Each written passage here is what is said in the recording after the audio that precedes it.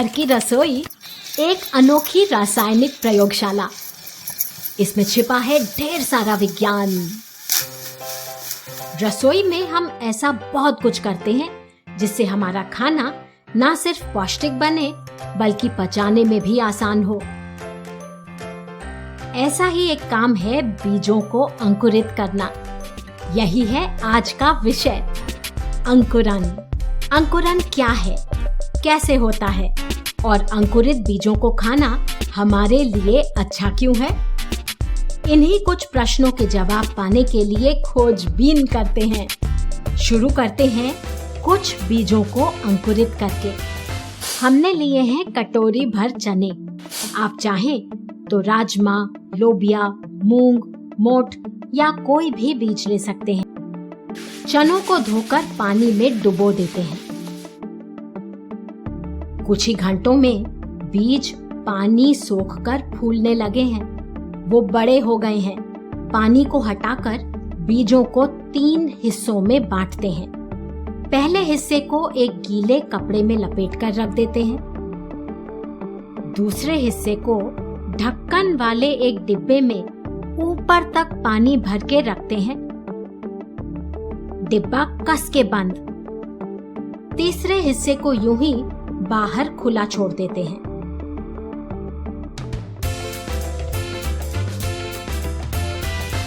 करीब 24 घंटे बाद जिन चनों को कपड़े में लपेट कर रखा था, उनमें खूब अच्छे अंकुर फूट चुके हैं। जिन्हें यूं ही फैलाकर रखा था, उनमें से कुछ के छोटे अंकुर फूटे हैं, लेकिन अधिकतर सूखकर कठोर हो गए हैं।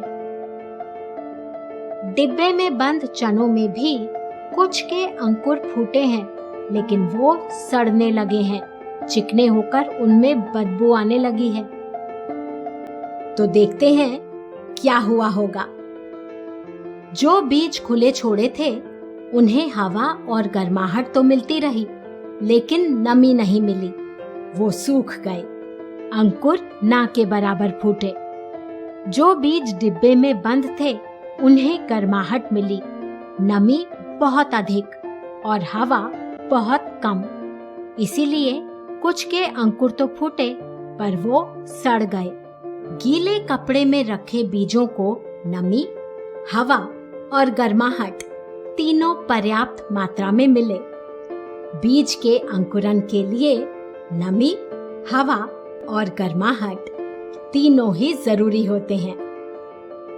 आपने देखा ही होगा कि सूखे बीज हमारे घरों और दुकानों में कई महीने रखे रहते हैं, पर वो अंकुरित नहीं होते।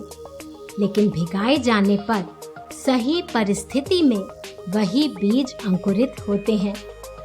है ना कमाल की बात? इसमें भी बहुत सारा विज्ञान है। इसे समझते हैं। जब हम बीज को पानी में डुबोकर रखते हैं, तो बीज पानी सोख लेता है। बीज फूल जाता है। उसका बाहरी कठोर छिलका खुल जाता है। बीज के अंदर विकास शुरू होता है। एक छोटा सा अंकुर बाहर आता है। धीरे धीरे ये अंकुर और लंबा होता है और आगे चलकर पौधे की जड़ बनता है।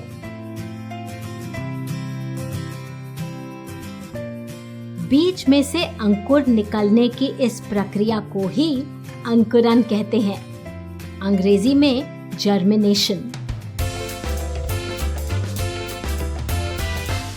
बीज के अंदर पानी पहुंचते ही अनेक रासायनिक अभिक्रियाएं होती हैं। बीज में कोशिकाओं की संख्या बढ़ने लगती है। उनके अंदर के पोषक तत्वों में रासायनिक बदलाव भी आते हैं, जिनके कारण इन तत्वों को आसानी से ग्रहण कर नन्हा पौधा विकसित होता है। एक अंकुरित बीज को खोलकर देखते हैं। ये 2 फूले हुए हिस्से बीज का पोषण कोश हैं। मानो आने वाले नन्हे पौधे के लिए बीज में एक टिफिन बॉक्स। पौधे इस तरह आने वाले नन्हे पौधे के लिए आहार जमा करके रखते हैं। जब तक छोटा पौधा खुद अपना भोजन बनाने लायक ना हो जाए, तब तक उसे बीज से ही पोषण मिलता है। समझ गए? ज्यादातर पौधे बीज बनाकर प्रजनन करते हैं। बीज फलों में बनते हैं। आपने देखा ही होगा, अधिकांश फल और सब्जियों में बीज होते हैं।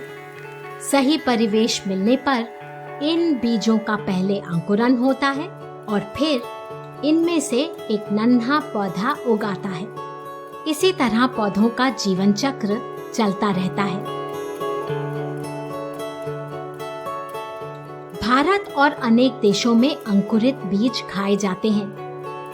शाकाहारियों के लिए तो ये प्रोटीन का महत्वपूर्ण स्रोत है। बीज को अंकुरित करके खाने के अनेक लाभ हैं। अंकुरित बीज में खनिज और विटामिन भी खूब पाए जाते हैं। इस कारण वो अधिक पौष्टिक होते हैं। पकाने का समय बचता है और अंकुरित बीजों को तो कच्चा भी खाया जा सकता है। अंकुरित बीज बहुत आसानी से पचाए भी जा सकते हैं, जबकि बीजों को बिना अंकुरन पकाकर खाना कई बार बदहजमी का कारण होता है। अब आपके लिए काम, उन बीजों की लिस्ट बनाएं जो आपके घर में अंकुरित करके खाए जाते हैं। हम उन बीजों को यूं ही सूखे क्यों नहीं खा सकते? आप भी किसी एक प्रकार के बीज को मिट्टी में बोएं। उन्हें नियमित पानी देते रहें और उनमें से निकलने वाले पौधों के बारे में अपने अवलोकन नोटबुक में लिखें। हो सके तो वीडियो बनाकर शेयर भी करें। याद रखें, हमारी रसोई में बहुत सा ज्ञान और विज्ञान भी मिलता है, सिर्फ खाना ही नहीं।